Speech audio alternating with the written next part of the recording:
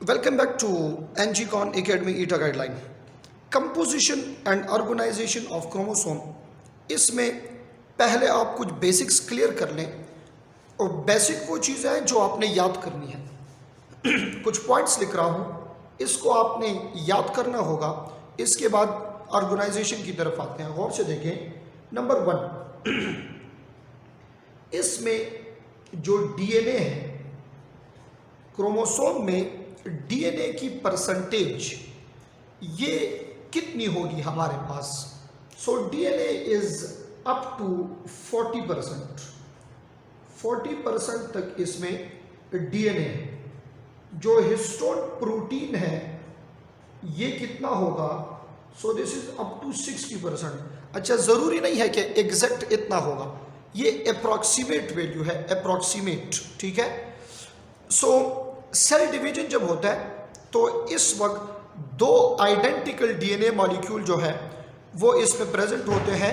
एक DNA molecule एक chromatid में मौजूद होता है। क्लियर हो गई ये बात। अगर इसका साइज आप देखते हैं तो ओवरऑल एक क्रोमोसोम का जो साइज आपके पास होगा वो होगा अबाउट 5 सेंटीमीटर। तकरीबन 5 सेंटीमीटर एक क्रोमोसोम का ये साइज होता है। अब इस 5 सेंटीमीटर क्रोमोसोम में आपको जो नंबर ऑफ न्यूक्लियोटाइड्स मिलेंगे वो होंगे about 140 million nucleotides. 140 million nucleotides इसमें मौजूद है। यहां तक बात क्लियर हो गई है। अब ये देखें कि इसके ऊपर चार्जेस कौन से होंगे। तो दो बातें आपने याद रखनी है। जो डीएनए मॉलिक्यूल है क्रोमोसोम का, इसके ऊपर नेगेटिव चार्ज होगा। किस चीज की वजह से? Due to phosphate. इसमें जो फास्फोरिक एसिड है इसकी वजह से इस पे नेगेटिव चार्ज है। जो हिस्टोन प्रोटीन है इसके ऊपर पॉजिटिव चार्ज है। किस वजह से?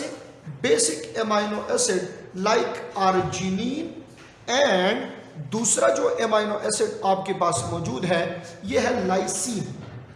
आर्जिनिन और लाइसीन की वजह से इसके ऊपर पॉजिटिव चार्ज होगा। सो ये पॉजिटिव और नेगेटिव ये एक दूसरे को क्या करेंगे? अट्रैक्ट करेंगे। यहाँ पे हिस्टोन प्रोटीन, यहाँ 5 टाइप के प्रोटीन है।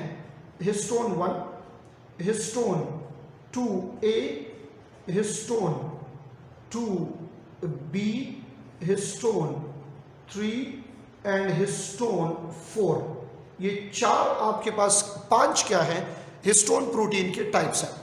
ये जो 4 प्रोटीन है ना, हिस्टोन 2A से हिस्टोन 4 तक, ये आपके पास आते हैं इन न्यूक्लियोसोम। ये न्यूक्लियोसोम में होंगे, ठीक है। ये 4 इन न्यूक्लियोसोम। एंड जो आपके पास हिस्टोन 1 है ये लिंकर प्रोटीन है, लिंकर प्रोटीन, ठीक है। ये अभी ऑर्गेनाइजेशन में अभी इसकी समझ आपको आ जाएगी आसानी से। अब जरा गौर से देखिए, स्टेप वाइज आपने इसको सीखना है। स्टेप 1 क्या है? क्रोमोसोम बनेगा कैसे? बिल्कुल गौर से आप मेरी तरफ देखें। स्टेप 1 में होगा यूं कि ये क्रोमोसोम हो जाएगा डिसऑर्गेनाइज।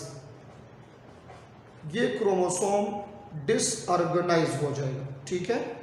और ये कौन सा वक्त है? ये असल में एस फेज है। डिसऑर्गेनाइजेशन सेल साइकिल के एस फेज में होता है। ये क्यों होती है डिसऑर्गेनाइजेशन? ये डिसऑर्गेनाइजेशन इसलिए होता है ताकि इसमें हो जाए DNA replication, for the sake of DNA replication. और इसको एस फेज कहते इसलिए हैं क्योंकि इसमें सिंथेसिस ऑफ डीएनए होता है। क्लियर हो गई ये बात। जब ये डीएनए रेप्लिकेशन का प्रोसेस जब कंप्लीट हो जाए और फिर दोबारा ये क्रोमोसोम और डीएनए ये डीएनए और प्रोटीन ये आपस में मिलते हैं तो इस प्रोसेस को कहा जाता है द प्रोसेस ऑफ कंडेंसेशन। इसको कंडेंसेशन कहा जाता है। ये कंडेंसेशन कब तक होगी? तो ये थ्रू आउट होती है। फिर ये कंडेंसेशन जो है ये फिर थ्रू आउट होगी जब तक ये क्रोमोसोम नहीं बन जाता और सेल डिवीजन नहीं हो जाती। सेल डिवीजन तक ये थ्रू आउट ये कंडेंसेशन का प्रोसेस होगा। अब ये कंडेंसेशन जब होता है तो इसमें 4 लेवल पर होते हैं। पहले तो ये लिख लें कि ये थ्रू आउट होगा, और 4 लेवल्स ऑफ ऑर्गेनाइजेशन इसमें होंगे। वो 4 लेवल ऑफ ऑर्गेनाइजेशन कौन से हैं? नंबर 1, गौर से देखिए मेरी तरफ, ये आपके पास प्रोटीन्स हैं, हिस्टोन 2A, ये हिस्टोन 2B, ये हिस्टोन 3 और ये हिस्टोन 4। ये 4 आपके पास हिस्टोन प्रोटीन्स हैं, 4। बट ये 4 जो है ये पेयर में होंगे।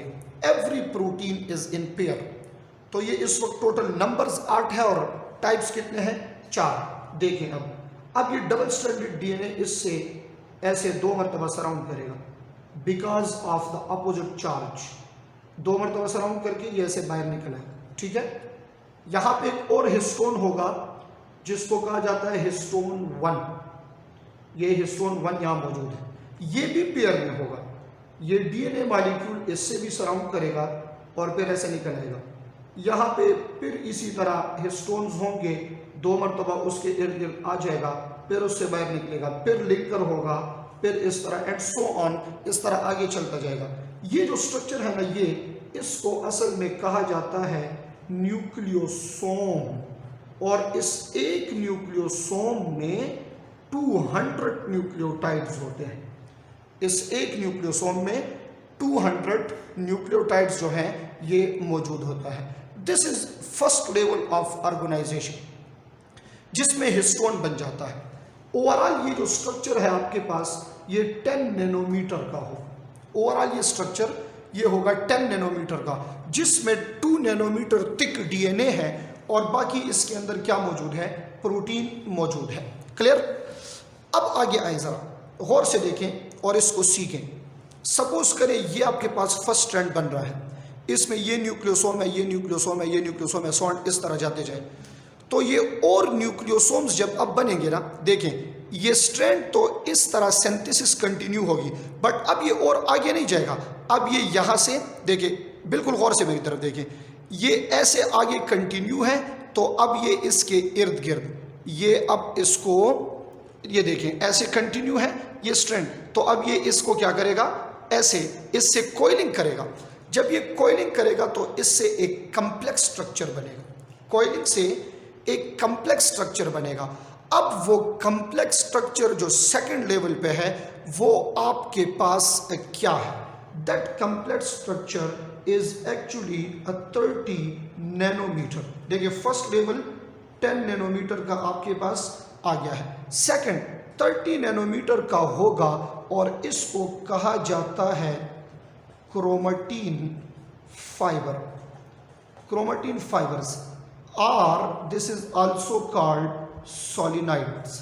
ठीक है, क्रोमेटिन फाइबर और सोलिनाइड इसको कहा जाता है। अब ये सेल साइकिल का कौन सा फेज है? This is G1 and G2 phase.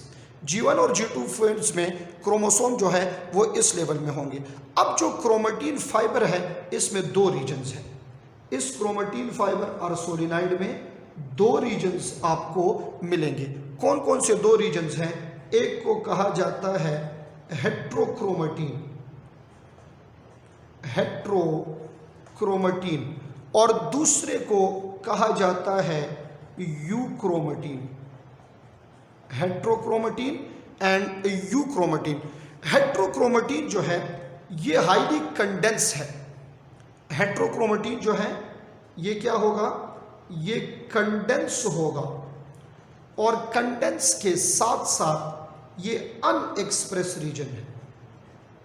Unexpressed reason है इस वक्त। ठीक है, फिर यूक्रोमेटिन जब आप देखें यूक्रोमेटिन, तो ये यूक्रोमेटिन नॉन कंडेंस है।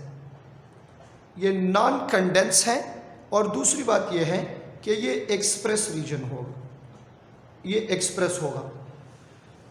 अब जब सेल डिवीजन होती है तो यूक्रोमेटिन जो है ये भी कंडेंस बन जाता है बाद में। यूक्रोमेटिन जो है ये भी क्या हो जाता है? बाद में कंडेंस हो जाता है आफ्टर सेल डिवीजन। इस वक्त क्रोमेटिन फाइबर में 2 रीजन है, हेट्रोक्रोमेटिन एंड यूक्रोमेटिन। तो यूक्रोमेटिन एक्सप्रेस होगा। इसको ऐसे याद करें, E for you chromatin and E for express. तो इसका ऑपोजिट हेट्रोक्रोमेटिन क्या होगा, ये ये कंडेंस और अनएक्सप्रेस रीजन होगा। ये 30 नैनोमीटर का सोलिनॉइड है।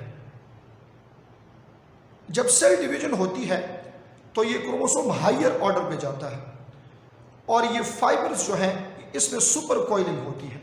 तो ये 30 नैनोमीटर का दूसरा लेवल जो आपके पास है, अब इसमें सुपर कॉइलिंग होगी। जब सुपर कॉइलिंग होती है तो ये बन जाता है 200 नैनोमीटर का, और इसके बाद फिर हाईली कंडेंस जो आपके पास स्ट्रक्चर होगा, फर्दर जब इसकी कॉइलिंग होगी, इसको आप ऐसे याद कर लें, फर्दर कॉइलिंग जब इसकी होगी ये हो जाएगा 700 नैनोमीटर का। तो ये 4 लेवल ऑफ ऑर्गेनाइजेशन आपने याद करने हैं, 10 नैनोमीटर, 30, 20 और 200 एंड 700। ये आपके पास डिफरेंट लेवल्स ऑफ ऑर्गेनाइजेशन है। Level of organization of chromosome, कैसे एक क्रोमोसोम सेल साइकिल में बनता है, कब बनता है, कौन से फेजेस में। तो ये याद रखें, this 30 nanometer structure is in G1 and G2 phase. This is how chromosome is synthesized. जरा इसको स्ट्रक्चरली देख लें इसको। ये आपके पास न्यूक्लियोसोम्स हैं, न्यूक्लियोसोम्स कॉइल कर रहे हैं। तो ये देखिए, ये एक न्यूक्लियोसोम, ये जंक लिंकर, ये दूसरा न्यूक्लियोसोम एंड सो ऑन, इस तरह आते जाएं। फिर ये दूसरे के इर्द गिर्द ये कॉइल करेंगे। तो ये एक कॉइल रीजन हुआ। ये कॉइल रीजन आपको 30 नैनोमीटर नजर आएगा। क्रोमेटिन, इसमें 2 रीजन है। फिर जब इसकी सुपर कॉइलिंग होगी, सुपर कॉइलिंग मोर कम्प्लेक्स बनता जाएगा, तो 200 एंड देन 700। फिर ये स्ट्रक्चर जो है, ये 2 क्रोमेटिड एक पॉइंट पे अटैच हो जाएंगे, जिससे पहले हमने कहा था। अब इधर देखिए आप, इससे पहले वाला जो आपका लेक्चर था उसमें हमने क्या किया था, गौर से देखें। ये देखें ज़रा, ये वो सुपर कॉइल स्ट्रक्चर बन गए हैं 2। तो ये जिस पॉइंट पे अटैच होंगे उस पॉइंट को आप क्या कहेंगे, उसको सेंट्रोमेयर कहेंगे। क्लियर हो गई ये बात। तो this is organization of chromosome, and in the next lecture we will talk about where do gene resides, gene होते कहाँ पे हैं, and what is the structure of gene.